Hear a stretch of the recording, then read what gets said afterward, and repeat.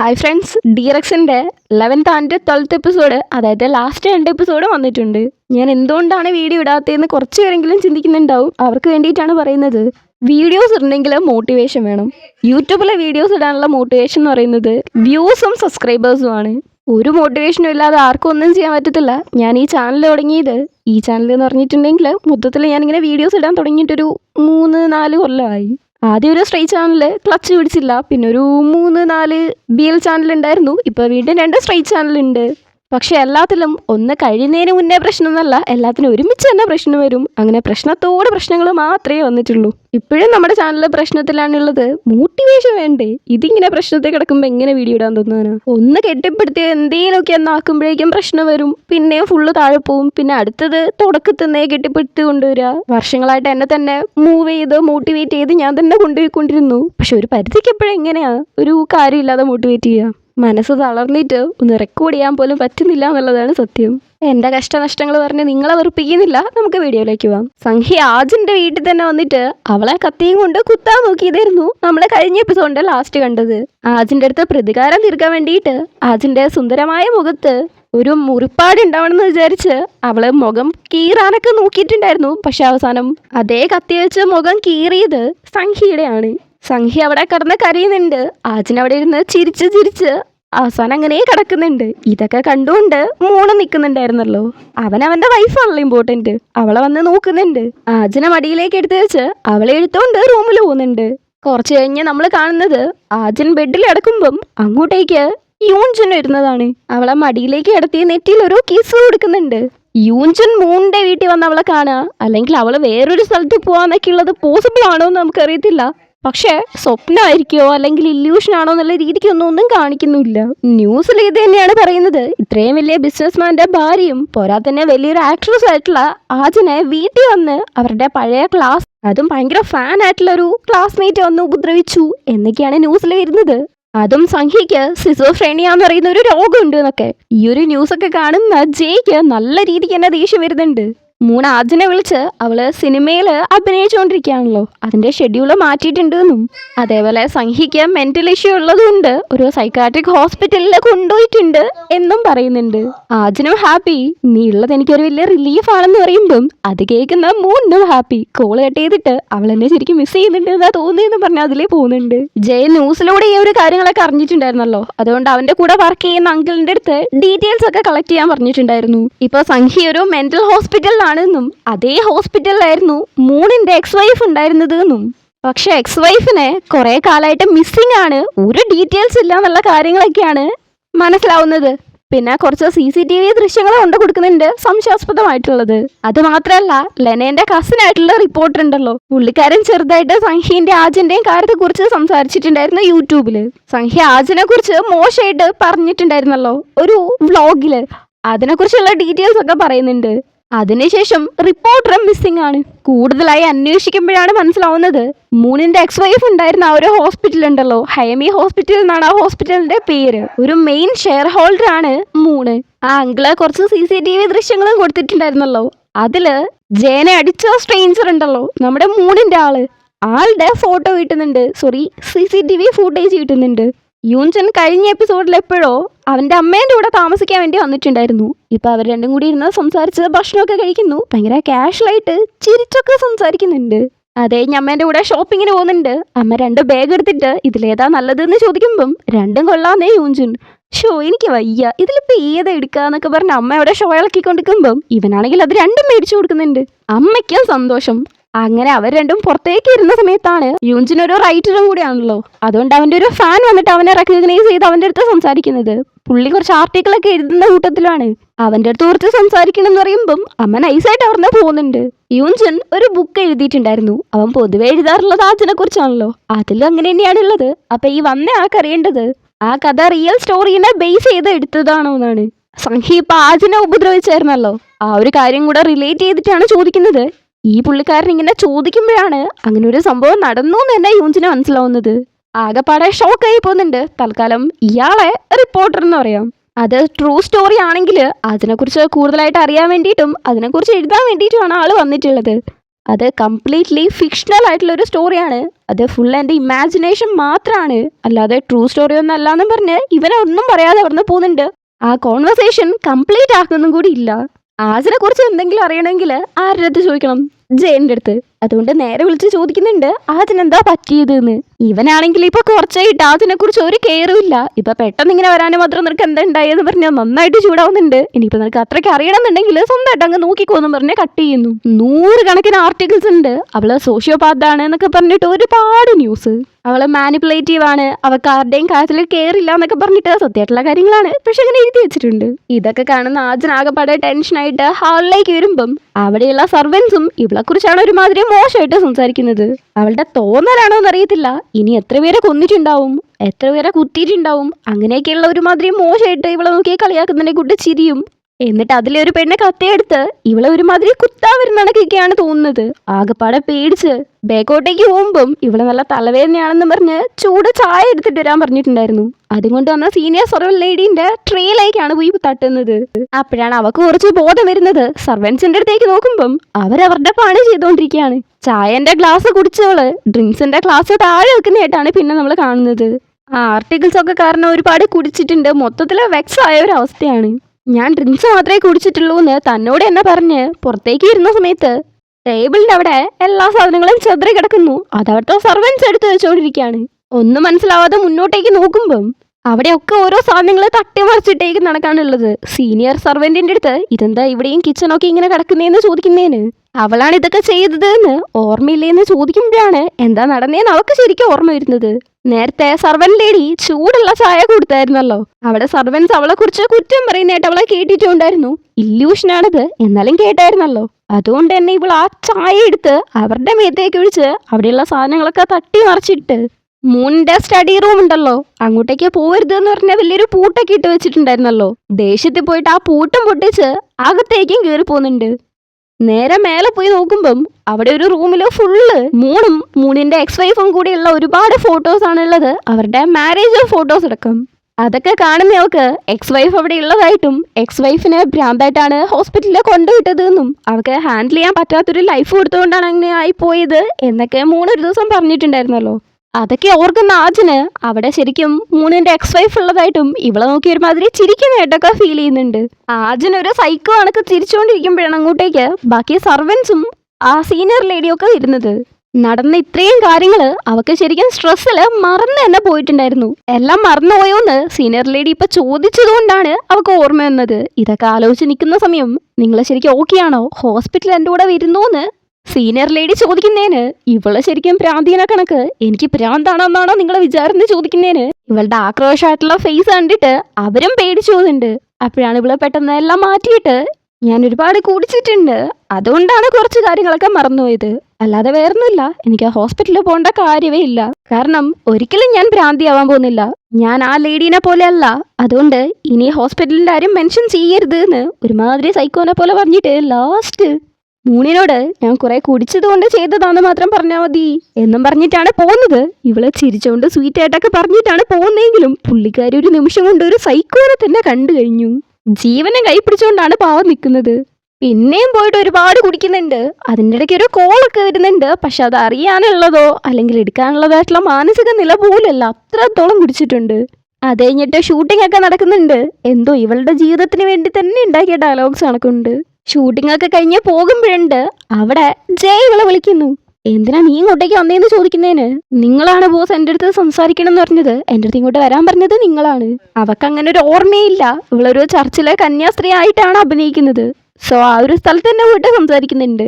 എന്താ ഞാൻ വിളിച്ചിട്ട് പറഞ്ഞത് എന്ന് ചോദിക്കുന്ന ആജിൻ്റെ അടുത്ത് ഭയങ്കര ടെറിഫൈങ് ആയിട്ടുള്ള ഒരു ലൈഫാണെന്നും മൂന്ന് അവളെ എന്തോ ചെയ്യുന്നു എന്നാണ് പറഞ്ഞത്.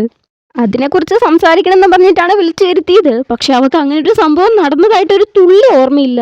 ജയ്ക്ക് ദേഷ്യത്തില് ചോരയൊക്കെ ഇങ്ങനെ തളച്ചു മറിയുന്നുണ്ട്. കാരണം മൂന്നാണ് ഇതിന് കംപ്ലീറ്റ്ലി കാരണം എന്ന് അവനറിയാം. അവിടെ ചെന്നതിന് ശേഷം ദിവസമൊക്കെ ദുസ്വപ്നം കാണുന്നുണ്ട്, ഉറക്കമില്ല, സ്ട്രെസ്ഡ് ആണ്. ഇപ്പൊ ഇത് അവക്കൊന്നും ഓർമ്മ പോലും ഇല്ല. മൂണിന്റെ എക്സ് വൈഫിനും ഏകദേശം ഇങ്ങനെയൊക്കെയാണ് നടന്നത്. അത് കഴിഞ്ഞിട്ട് സൈക്കാട്രിക് ഹോസ്പിറ്റലിൽ കൊണ്ടുപോയിട്ട് ഇപ്പൊ അവള് മിസ്സിംഗും ആണ്. അത് മാത്രമല്ല സംഖ്യ ഉണ്ടല്ലോ, അവള് അതിനെ അറ്റാക്ക് ചെയ്യാൻ വരുന്നതിന് മുന്നേ കണ്ട് സംസാരിച്ചിട്ടുണ്ടെന്നും അവൾക്ക് പൈസ കിട്ടിയെന്നും ഇപ്പൊ അവള് ഹേമി ഹോസ്പിറ്റലിലാണെന്നും മൂണ ഹോസ്പിറ്റലിന്റെ ഷെയർ ഹോൾഡർ ആണെന്നൊക്കെയുള്ള കാര്യങ്ങൾ പറഞ്ഞു കൊടുക്കുന്നുണ്ട്. അപ്പോഴാണ് ആജിന് ഓർമ്മ വരുന്നത്, സംഖ്യ ആജിനെ കുത്താൻ വരുന്ന സമയത്ത് അവള് ചോദിച്ചിട്ടുണ്ടായിരുന്നു, നിന്റെ മാരേജ് ലക്കാണെന്നാണോ വിചാരിക്കുന്നത് അതോ ശാപാണെന്നാണോ വിചാരിക്കുന്നതെന്ന്. അത് കഴിഞ്ഞ് നിന്റെ ഹസ്ബൻഡ് എന്ന് പറഞ്ഞ എന്തോ പറയാൻ വന്നിട്ടുണ്ടായിരുന്നു. അപ്പോഴാണ് ഇവള് മുഖത്ത് കീറിയിട്ടത്. ഇതൊക്കെ ആലോചിക്കുമ്പം വളരെയധികം കണക്റ്റഡ് ആയിട്ട് ഫീൽ ചെയ്യുന്നുണ്ട്. അപ്പൊ ഇതൊക്കെ ഒരു കോൺഫിഡൻസ് അല്ലെങ്കിൽ ഞാനിപ്പോ എന്താ ചെയ്യേണ്ടത്? ഡിവോഴ്സ് എടുക്കാനോ? ഇല്ല, പറ്റില്ല, ഡിവോഴ്സ് എടുക്കാൻ പറ്റില്ല. ഇത്രയും വൃത്തിയായിട്ട് അവനെ ഡിവോഴ്സ് ചെയ്യാൻ പറ്റത്തില്ല എന്ന് ഇവള് പറയുന്ന കേട്ടിട്ട് ജയ്ക്ക് ഭയങ്കരമായിട്ട് ദേഷ്യം വരുന്നുണ്ട്.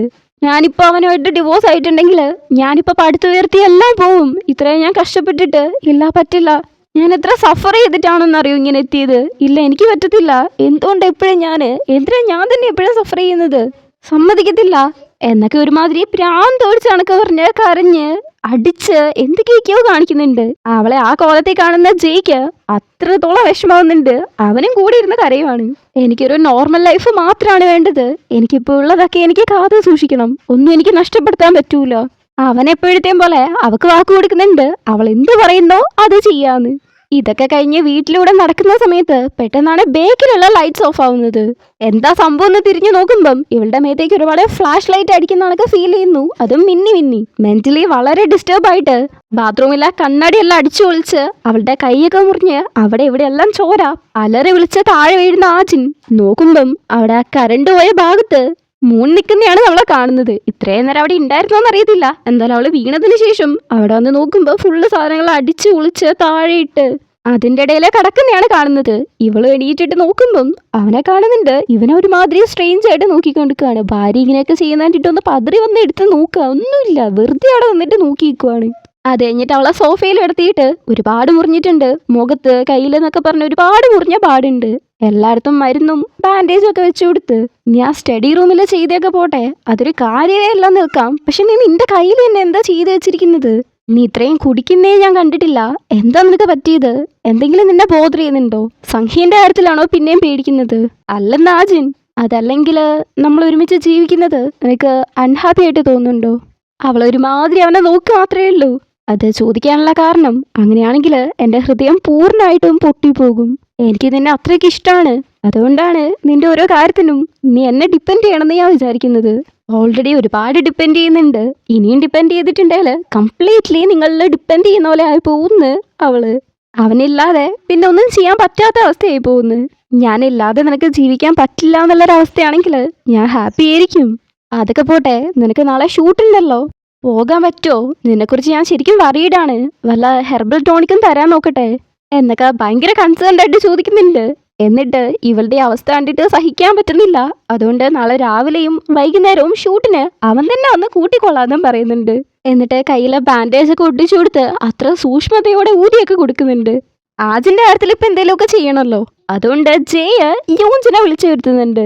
അവളുടെ ഹസ്ബൻഡ് മൂണ് അവനൊരു സൈക്കോ ആണ്, അങ്ങനെയാണ് ഇങ്ങനെയാണ് എന്നൊക്കെ പറയുന്നുണ്ടെങ്കിലും എവിഡൻസ് ഉണ്ടോ എന്നാണ് യൂഞ്ചൻ ചോദിക്കുന്നത്. എവിഡൻസ് ഇല്ലടാ, അതല്ലേ ഏറ്റവും വലിയ പ്രശ്നം എന്നൊക്കെ പറഞ്ഞ നല്ല രീതിക്ക് മൂണിനെ ഇവൻ നല്ല ദേഷ്യത്തില് ആവേശപ്പെട്ടൊക്കെ പറയുന്നുണ്ട്. പക്ഷെ യൂഞ്ചൻ അങ്ങനെ ഒരു സംഭവമേ ഇല്ല. ഇതിനൊക്കെ പ്രൂഫ് ഉണ്ടോ എന്നാണ് പിന്നെയും ചോദിക്കുന്നത്. യൂഞ്ചിന് ആജിനെ നന്നായിട്ട് തന്നെ അറിയാം. അവള് നല്ലൊരു സ്ഥലത്ത് പോയാൽ പോലും അത്ര പെട്ടെന്നൊന്നും സാറ്റിസ്ഫൈഡ് ആവത്തില്ല. അവൾക്ക് പിന്നെയും വേണമെന്നുള്ളൊരാഗ്രഹമാണ്. സോ അവള് ചുമ്മാ പറയുന്നതായിരിക്കും നല്ല രീതിക്കാണ് യൂഞ്ചിനെ എടുക്കുന്നത്. ഇത് കേൾക്കുന്ന ജയ്ക്ക് ഭയങ്കരമായിട്ട് ദേഷ്യം വന്ന് കളകളാന്ന് ഭയങ്കരമായിട്ട് ഒച്ച എടുക്കുന്നുണ്ട്. അവൾ ഏത് അവസ്ഥയിലാണെന്ന് നിനക്കറിയോ? ദിവസവും ദുസ്വപ്നം വന്ന് സ്ട്രെസ്ഡ് ആയിട്ട് നടക്കുന്ന കാര്യങ്ങൾ പോലും ഓർമ്മയില്ലാതെ അങ്ങനെ ഇങ്ങനെയാന്ന് പറഞ്ഞ് ഭയങ്കരമായിട്ട് ചൂടായിട്ട് നീ എന്നെ ഹെൽപ്പ് ചെയ്യണ്ട, മര്യാദയ്ക്ക് പോക്കോ, ഞാൻ ഒറ്റയ്ക്ക് നോക്കിക്കോളാന്നും പറഞ്ഞ് അവിടുന്ന് ദേഷ്യപ്പെട്ട് പോകുന്നുണ്ട്. ശരിക്കും യൂഞ്ചിന് അത്രയ്ക്ക് കെയർ ചെയ്യുന്നതായിട്ട് തോന്നുന്നില്ല. ചിലപ്പോൾ അവന്റെ മനസ്സ് അടുത്തിട്ടുണ്ടാവും. എത്രയെന്ന് വെച്ചാൽ ക്ഷമിക്കാം. പിറ്റേന്നും ആജിനെ ഷൂട്ടിംഗ് ഉണ്ട്. ജയ അവളെ ഹെൽപ്പ് ചെയ്യാന്ന് പറഞ്ഞായിരുന്നല്ലോ.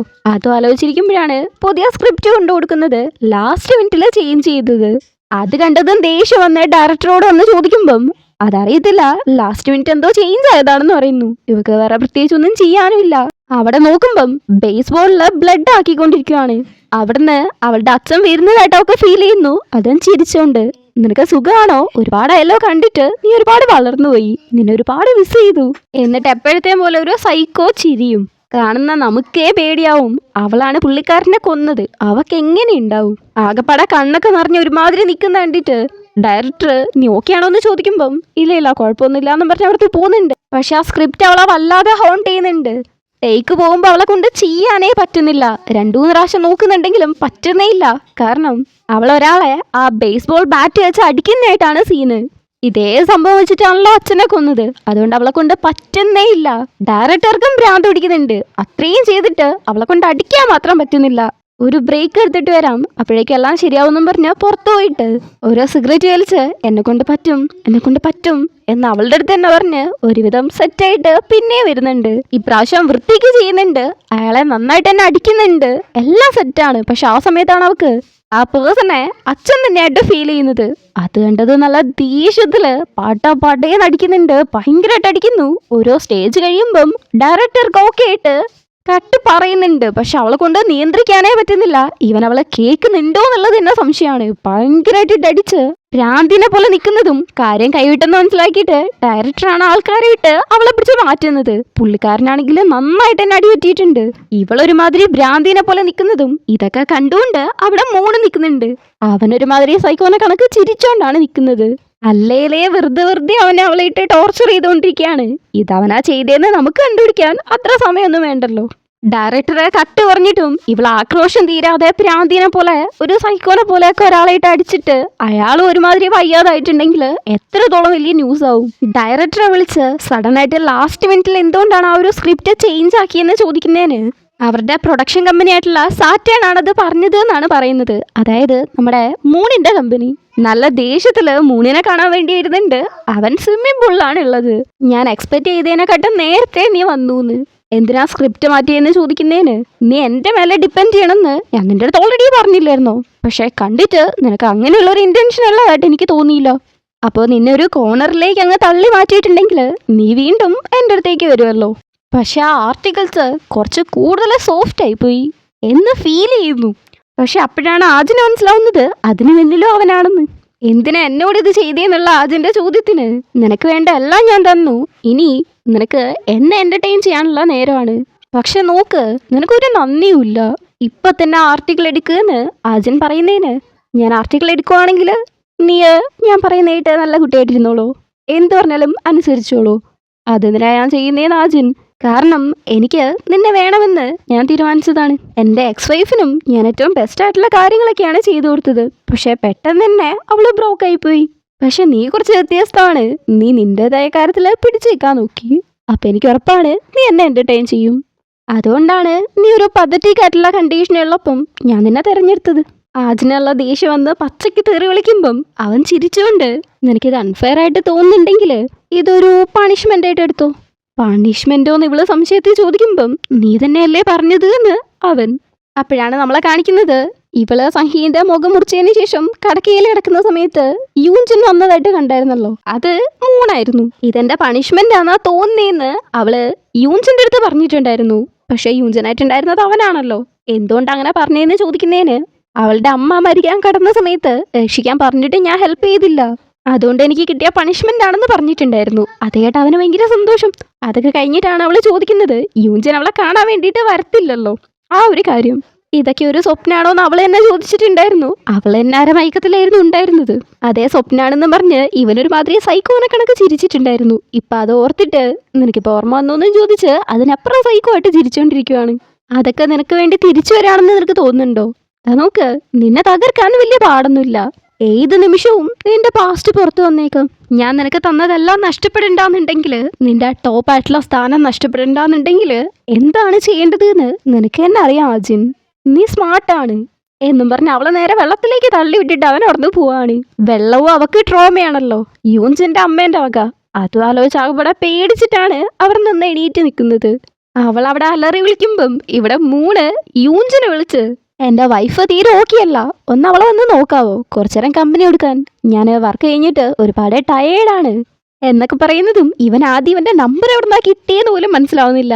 എവിടെ ആജിനെന്ന് ചോദിക്കുന്നതിന് ഞാൻ അയച്ചിരുന്ന ലൊക്കേഷനിലേക്ക് കറക്റ്റായിട്ട് ഇങ്ങ് വന്നാൽ മതി. യൂഞ്ചൻ വന്ന് നോക്കുമ്പം ഇവളിപ്പോഴും ആ സ്വിമ്മിംഗ് പൂളിന്റെ അവിടെ തല പോലും തോത്താതെ നനഞ്ഞിരിക്കുകയാണ് ചെയ്യുന്നത്. ഇവനെ കണ്ടത് അവൾ ഒരുമാതിരി വെക്സായി പോകുന്നുണ്ട്. ഒരുമാതിരി ചിരിച്ച് ഒച്ചയെടുത്ത് കത്തി കതറി ശരിക്കും ഭ്രാന്തുള്ളവണക്ക് എന്തൊക്കെയൊക്കെയോ ചെയ്യുന്നുണ്ട്. അവളുടെ എല്ലാം നശിക്കാൻ പോവാന്നുള്ളത് അവളെ കൊണ്ടങ്ങ് അംഗീകരിക്കാനേ പറ്റുന്നില്ല. അതിന് പകരമായിട്ട് മൂണിനെ നശിപ്പിക്കണമെന്നും അവന്റെ സ്ഥാനത്ത് അവക്ക് വരണമെന്നും അതിനെ യൂഞ്ചിനെ ഹെൽപ്പ് ചെയ്യണമെന്നൊക്കെയാണ് ഒരുമാതിരി സൈക്കോനെ കണക്ക് പറഞ്ഞുകൊണ്ടിരിക്കുന്നത്. നോക്ക്, അവൻ അവന്റെ വൈഫിനെ തന്നെ മെന്റൽ ഹോസ്പിറ്റലിൽ കൊണ്ടുവിട്ടവനാണ്. എന്റെ നമ്പർ എവിടെ നിന്ന് കിട്ടിയെന്ന് പോലും അറിയത്തില്ല. പക്ഷെ അവൻ എന്നെ വിളിച്ചു. അവൻ ഭയങ്കര ഡേഞ്ചർ ആയിട്ടുള്ള ഒരാളാണ്. നീ വെറുതെ അവന്റെ അടുത്ത് കളിക്കാൻ പോയിട്ട് നീ തന്നെ ആയിരിക്കും ഡേഞ്ചറിലാവുക. അപ്പൊ അവള് ചോദിക്കുന്നത് എന്തുകൊണ്ട് എനിക്ക് കിട്ടാത്തതൊക്കെ അവന് കിട്ടുന്നു. എപ്പോഴെന്തുകൊണ്ട് ഞാൻ മാത്രം ഭയത്തിലും വേദനയിലും ഉണ്ടാവണം? എന്തുകൊണ്ടാണെന്നും പറഞ്ഞ് ഭയങ്കരമായിട്ട് ഒച്ചയെടുത്ത് എനിക്കറിയാം എന്തായാലും ആ ഡാഷിനെ ഞാൻ താഴെ ഇറക്കുന്നും പറഞ്ഞ് ഇവളൊരുമാതിരി സൈക്കോനെ കണക്ക് അവിടുന്ന് പോകുന്നുണ്ട്. അജൻ പ്രാന്തിനെ കണക്ക് വീട്ടിൽ പോയിട്ട് ജയ കൊടുത്ത ബർണർ ഫോൺ ഉണ്ടല്ലോ അതിന്ന് അവനെ വിളിക്കുന്നുണ്ട്. ഇവളുടെ സൗണ്ട് കേട്ടതും അവനൊരുമാതിരി ജീവൻ പോകുന്ന കണക്ക് പതറി പോകുന്നുണ്ട്. എന്നെ കൊണ്ട് ഇനിയും പറ്റത്തില്ല എന്നവള് പറയുമ്പം കുറച്ച് ഹോൾഡ് ചെയ്യ്, എല്ലാം ഞാൻ ചെയ്തോളാം, എല്ലാം റെഡിയാണെന്ന് ജയ കുറച്ച് കാമായിട്ട് എന്തിനാ നീ ഇതൊക്കെ എനിക്ക് വേണ്ടി ചെയ്യുന്നത്? ഞാൻ എന്ത് ചോദിച്ചാലും നീ ചെയ്തു തരും. പക്ഷെ ഒന്നും തിരിച്ചു ചോദിച്ചിട്ടില്ല. ഇത് സ്ട്രെയിഞ്ച് ആയിട്ടുണ്ട്. അതിന് കാരണം എനിക്ക് നിന്റെ കൂടെ ഉള്ളത് ഇഷ്ടമാണ്. എൻ്റെത് ഒരു എംപ്റ്റി ലൈഫായോണ്ടാണോന്ന് അറിയത്തില്ല. എനിക്കെല്ലാം നീയാണ്. നിനക്ക് എന്ത് വേണമെങ്കിലും എന്ത് അച്ചീവ് ചെയ്യണമെങ്കിലും എത്ര വേണേലും അത് കിട്ടാൻ വേണ്ടി ഞാൻ ഹെൽപ്പ് ചെയ്യും. നിനക്കറിയത്തില്ല എത്രത്തോളം നിനക്ക് വേണ്ടി എന്തെങ്കിലും ചെയ്യുമ്പോൾ ഞാൻ യൂസ്ഫുൾ ആയിട്ട് ഫീൽ ചെയ്യുന്നുണ്ട് എന്ന്. അതുകൊണ്ട് നിനക്ക് എത്ര വേണം എന്നെ യൂസ് ചെയ്യാം, അതാണ് എനിക്ക് വേണ്ടത്. അവള് കോള് കട്ട് ചെയ്യുന്നുണ്ട്. പക്ഷേ അവനങ്ങനെ പറയണമെങ്കിൽ അവൻ യൂസ്ഫുൾ അല്ല എന്നും പറഞ്ഞ് അവൻ്റെ അച്ഛൻ എത്രത്തോളം അവനെ അബ്യൂസ് ചെയ്തിട്ടുണ്ടാവണം. അച്ഛൻ ഭയങ്കരമായിട്ട് ബാധിച്ചിട്ടാണുള്ളത്. ട്രിപ്സ് ഒക്കെ ഇട്ടിട്ടാണ് കിടന്നുറങ്ങുന്നത്. അന്നെന്തായാലും അവളെ കുറിച്ച് ബെറ്റർ ആയിട്ടാണ് ഇറങ്ങി വരുന്നത്. അവളുടെ മുഖത്തിൽ ആ തെളിച്ചം അവളുടെ മാനേജർക്ക് മനസ്സിലായിട്ട് അപ്രീഷിയേറ്റ് ചെയ്യുന്നുണ്ട്. കഴിഞ്ഞ 2 ദിവസങ്ങളിൽ നടന്നതൊക്കെ ഉണ്ടായിട്ടും ഇങ്ങനെ ഹാപ്പി ആയിട്ട് വരുന്നേന്. പക്ഷെ എന്താ നടന്നീന്ന് ആജിനറിയത്തില്ല. അത് കഴിഞ്ഞ് 3 ലഞ്ച് കഴിക്കാൻ വരുന്നുണ്ട്. ഇന്നാണ് അവളുടെ ലാസ്റ്റ് ഡേ ഷൂട്ടിങ്. അവൻ ഇന്ന് രാത്രി ബിസിനസ് ട്രിപ്പിന് വേണ്ടിയിട്ട് പോവും. അപ്പോൾ അവളുടെ ഷൂട്ടിങ് കഴിഞ്ഞിട്ട് അവളെ കൺഗ്രാജുലേറ്റ് ചെയ്യാൻ പറ്റത്തില്ല. അതുകൊണ്ടാണ് അഡ്വാൻസ്ഡ് ആയിട്ട് ഇങ്ങനെ ചെയ്യുന്നത്. അവളും വളരെ ഹാപ്പി. ഇപ്പൊ നീ ഓക്കെ ആണോ? ഇന്നലെ നീ എൻ്റെ അടുത്ത് പൂളിൻ്റെ അടുത്തുനിന്ന് ദേഷ്യപ്പെടുകയൊക്കെ ചെയ്തായിരുന്നു, തെറിയൊക്കെ വിളിച്ചു എന്ന് പറയുമ്പം ശരിക്കും ഞാൻ അങ്ങനെ പറഞ്ഞു, തമാശിക്കല്ലേ എന്ന് അവള്. അപ്പോൾ ശരിക്കും നിനക്ക് ഓർമ്മയില്ലേന്ന് മോണി ചോദിക്കുന്നേന് അവള് ചിരിച്ചോണ്ട് എന്നെ വെച്ച് തമാശ കളിക്കുമല്ലേ, ഞാനിങ്ങനെ നിങ്ങളുടെ അടുത്ത് അതൊക്കെ പറയുവാ എന്നൊക്കെ പറയുന്ന കേട്ടിട്ട് അവനെ എന്നെ കൺഫ്യൂസ് ആയി പോകുന്നുണ്ട്. ഇനിയിപ്പോൾ എല്ലാം അറിഞ്ഞിട്ടുണ്ടാവൂന്ന്. സൈക്കോനെ തന്നെ വട്ടം കറക്കി. പക്ഷെ നമുക്ക് മനസ്സിലാവും വെറും അഭിനയാണെന്ന്. ഇവിടെ മൂണിന്റെ അസിസ്റ്റന്റ് ഒറ്റയ്ക്ക് കാർ എടുത്ത് പോകുന്ന സമയം ജയ കാത്തിരുന്ന് ഫോളോ ചെയ്ത് പുറകെ പോയിട്ട് കാറ് ചെറുതായിട്ടൊന്ന് ഇടിക്കുന്ന പോലെ ആക്കിയിട്ട് നന്നായിട്ട് ഒച്ചയെടുത്ത് ഓഫീസില് ജീവനോടെ കത്തിക്കാൻ നോക്കിയത് തന്നെയാണ് എന്നൊക്കെ പറയുമ്പം അസിസ്റ്റന്റ് എനിക്കൊന്നും അറിയത്തേ ഇല്ല എന്നുള്ള രീതിക്കാണ് നിൽക്കുന്നത്. പക്ഷെ എനിക്കെല്ലാം അറിയാം, മൂണാണ് ഇതിന്റെ പിന്നില്. ആ സൈക്കോനെയും ഞാൻ മരിക്കുന്നവരെയും ആരെയും വെറുതെ എടുത്തില്ല, ഹണ്ട് ചെയ്തുകൊണ്ടേയിരിക്കും എന്നൊക്കെ ഭയങ്കരമായിട്ട് ഡയലോഗ് അടിച്ച് നന്നായി ഭീഷണിപ്പെടുത്തിയിട്ടാണ് ജയ പോകുന്നത്. ജയ പോയി കഴിഞ്ഞതും അസിസ്റ്റന്റിന്റെ അടുത്ത് നിന്ന് മൂന്നിനെ കോൾ വരുന്നുണ്ട്. ഇവിടെ ആജനും അവനും ഭക്ഷണം കഴിച്ചുകൊണ്ടിരിക്കുകയാണല്ലോ. ആജൻ ഇതൊക്കെ എക്സ്പെക്ട് ചെയ്തതാണ്. അതുകൊണ്ട് വളരെയധികം കാഷ്വൽ ആയിട്ടാണ് ഇരിക്കുന്നത്. അസിസ്റ്റന്റ് കാര്യങ്ങളൊക്കെ പറഞ്ഞു കഴിയുമ്പം ചിലർക്ക് നമ്മൾ എത്രത്തോളം നല്ലതായിട്ട് പെരുമാറിയാലും അവർക്ക് അവരുടെ സ്ഥാനം മനസ്സിലാവില്ല. കിംജയോ അവന്റെ കാര്യം ഹാൻഡിൽ ചെയ്തേക്ക് എന്ന് ആജിനെ നോക്കിക്കൊണ്ട് തന്നെ മൂന്ന് പറയുന്നുണ്ട്. ആജിൻ വളരെയധികം കാഷ്വലായിട്ട് കഴിച്ചുകൊണ്ടിരിക്കുകയാണ്. അത് മാത്രമല്ല അവന്റെ പേരിന് ഞാൻ കേൾക്കാനേ പാടില്ല എന്ന് പറയുന്നുണ്ട്. ഞാൻ എൻ്റെ വൈഫായിട്ട് ഡിന്നർ കഴിക്കുമ്പം ഇനി ഇടങ്കോലിടാൻ വരരുത് എന്ന് പറഞ്ഞ് കോള് കട്ട് ചെയ്യുന്നുണ്ട്. ഇവക്കാണെങ്കിൽ ജയനെ അറിയവും കൂടെ ചെയ്യാത്ത രീതിക്കാണ് ഇരിക്കുന്നത്. ഒരു എക്സ്പ്രഷനും ഇല്ല. ജയ അവന്റെ അനിയനെ കാണാൻ വേണ്ടി വന്നേക്കുവാണ്. ഭയങ്കര ഹാപ്പി ആയിട്ട് അവൻ വരുന്നേ നോക്കിയേക്കുമ്പം അനിയൻ ഫ്രണ്ട്സിന്റെ കൂടെയാണ് വരുന്നത്. അങ്ങോട്ടും ഇങ്ങോട്ടും ചിരിച്ച് കളിച്ച് സംസാരിച്ച് ഭയങ്കര ഹാപ്പി ആയിട്ട് അനിയൻ ഇതേണ്ട് ഹാപ്പി ആവുന്നുണ്ടെങ്കിലും എപ്പോഴത്തെ പോലെ മറിഞ്ഞു നിൽക്കുന്നുണ്ട്. അവര് കുറച്ച് മാറിപ്പോയി സംസാരിക്കുന്ന വേണ്ടിയിട്ട് ഭയങ്കര ഹാപ്പി ആയിട്ട് നോക്കിയെന്ന്. നീ എപ്പോഴും ഇതേപോലെ ചിരിച്ച് കളിച്ച് ഹാപ്പി ആയിട്ട് ഫ്രണ്ട്സിന്റെ കൂടെ ഇരിക്കണം. ഞാനില്ലാതെ നീ ജീവിക്കാൻ പഠിച്ചു. ഞാൻ അതിനെ ഹാപ്പിയാണെന്നും പറഞ്ഞ് അവർ നിങ്ങൾ പോവാണ്. രാത്രി നൂഡിൽസ് ഒക്കെ എടുത്ത് ചൂടുവെള്ളമൊക്കെ ഒഴിച്ച് നിൽക്കുന്ന സമയത്താണ് ഓഫീസ് അങ്കിളിന്റെ അടുത്ത് നിന്ന് കോൾ വരുന്നത്. എല്ലാം സെറ്റപ്പ് ആക്കിയിട്ടുണ്ട് എന്ന് പറഞ്ഞ്. അങ്കിൾ അവിടെ എന്തോ സെറ്റ് ആക്കിയിട്ടുണ്ട്. ഞാൻ പറഞ്ഞ കണക്ക് തന്നെയാണോ കൃത്യമായിട്ട് എല്ലാം സെറ്റ് ആക്കിയത് എന്ന് ജെ ഒന്നുകൂടെ എടുത്ത് ചോദിക്കുന്നുണ്ട്. അതെ, ഞാൻ നൂഡിൽസ് ഒന്നെടുത്ത് തിന്നാൻ പോകുമ്പോഴേക്കും CCTVയിൽ 3 കാറ് നിറച്ച ആൾക്കാർ വരുന്നതാണ് കാണുന്നത്. മൂണിന്റെ ആൾക്കാരാണ്, അതവൻ പ്രതീക്ഷിച്ചതുമാണ്. പക്ഷെ അവരകത്ത് വന്ന് നോക്കുമ്പം ചൂടോടെ ഇരിക്കുന്ന നൂഡിൽസ് മാത്രമാണ് കാണുന്നത്, അവനെ കാണുന്നില്ല. പുറത്തേക്ക് നോക്കുമ്പോഴാണ് മനസ്സിലാവുന്നത് ഓൾറെഡി ബൈക്ക് എടുത്ത് ശരം പോലെ വിട്ടുവെന്ന്. ഇവിടെ ആജൻ അഭിനയിച്ചുകൊണ്ടിരിക്കുകയാണ്. അതേ സീന് ബേസ്ബോൾ വെച്ച് അടിച്ചു കൊല്ലല്ലോ, അതേ സീന് ഇപ്പൊ രണ്ടുപേരെ അടിച്ചു കൊല്ലുന്നതായിട്ടുള്ളൊരു സീനാണ്. അതവള് പക്കായിട്ട് അഭിനയിക്കുന്നുണ്ട്. ഇപ്പുറത്തെ ഭയങ്കരമായിട്ടുള്ള ചേസ് നടക്കുന്നു. ഇത് രണ്ടും മാറി മാറി കാണിക്കും. അവിടെ ആജൻ അവളുടെ അച്ഛനെ എങ്ങനെയാണോ അടിച്ചടിച്ച് കൊന്നത്, ഇതേ കണക്ക് ഇവരെ അടിച്ചടിച്ച് കൊന്ന് ഹാപ്പി ആയിട്ട് സൈക്കോ ആയിട്ട് ചിരിച്ചുകൊണ്ടിരിക്കുന്ന സമയം അവിടെ മറ്റൊരു റൂഫ് ടോപ്പില് ഭയങ്കരമായിട്ട് അടി മേടിക്കുന്ന ജയ.